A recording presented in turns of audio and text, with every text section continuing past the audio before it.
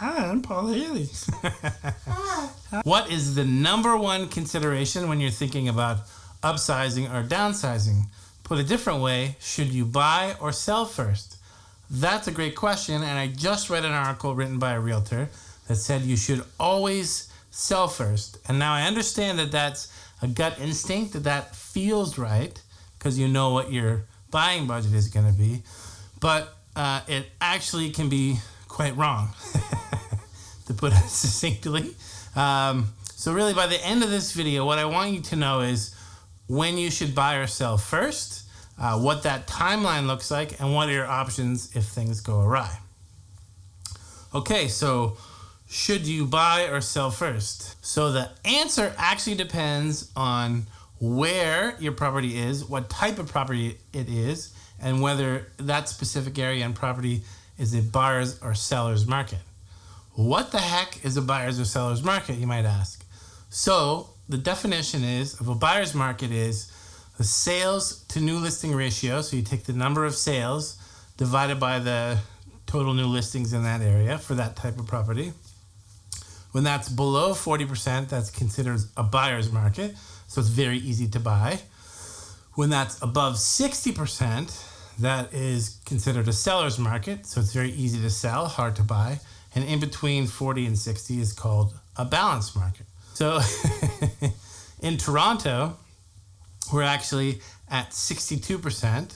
So it's been a strong seller's market for a very long period of time, but it ranges. So in C12, it's actually 30%. So that's still a buyer's market, to 74% in W1. So that's a very strong seller's market, if that makes sense. And in C1, where I live, the number is actually 63%. And you have to be careful with these numbers because it also depends on the volumes in that month. So you really have to know what you're looking at. But in C1, it's a very high number. So it's 421 sales, but most of those are actually condos. So when you need to look at the specific type of property and the specific area.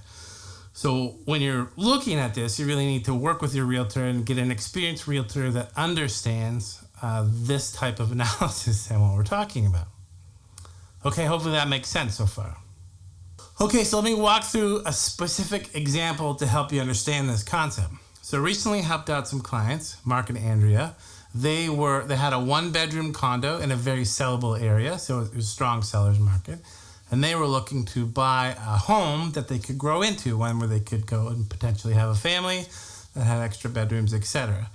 That was also in a strong seller's market. Okay, so what did we do? We sat down first of all, and we talked about what that meant, because most people they say, well, should I sell my place first or should I buy the place? And in this case, I knew that their condo was easy to sell.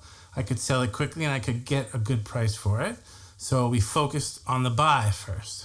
I actually ended up getting them an amazing deal. If you want the details on that, let me know. I can sit down over coffee and tell you how I did that. But I got the amazing deal on a house. And then so we had a closing date for that, which was Jan 30th. And then we sold their condo. I sold it in 7 days. I sold it 5% over market, way above asking. So hugely happy. But the closing date for that, we aligned up before the closing date of their property. So they closed on January 23rd. So what that means is they're great for the financing. They had all the money from the sale and from their deposit and from their savings to fund the new property. But they had to find a place to live for a week, right? Because there's going to be that gap. So, and if the situation's reversed, if you say the dates line up a different way where you buy and then you sell later, then you're going to have to find out it's called bridge financing in the interim peak. So something you need to talk about your bank or your broker with. And interestingly in this, the broker actually wanted to move the date because there was an interest rate thing. So it's always important to talk to all the professionals on your team, your realtor, your broker, just to figure out exactly the implications of the timeline and when things happen. Okay, so in a seller's market, you should buy first, right? And if you don't, then you can end up, or you work out the time and you can end up needing a place to stay. And in a buyer's market, you should sell first. And the risk, if you don't sell first, is that you could end up having to finance things for a very long period of time, or not being able to sell your property at market because you can't wait, you're in a rush to sell it.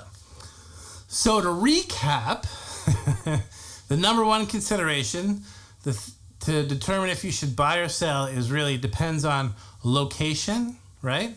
Type of property, and the market, right? So the market for that specific property, like a house, houses above $2-3 million trade differently than houses around the $1 million mark. So you're going to need to work with a team of professionals to help you figure that out.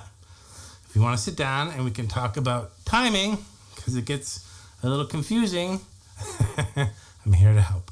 I hope you found that hugely helpful. If you have any questions or need any more information, please shoot me an email, give me a call, or leave a comment in the comments below.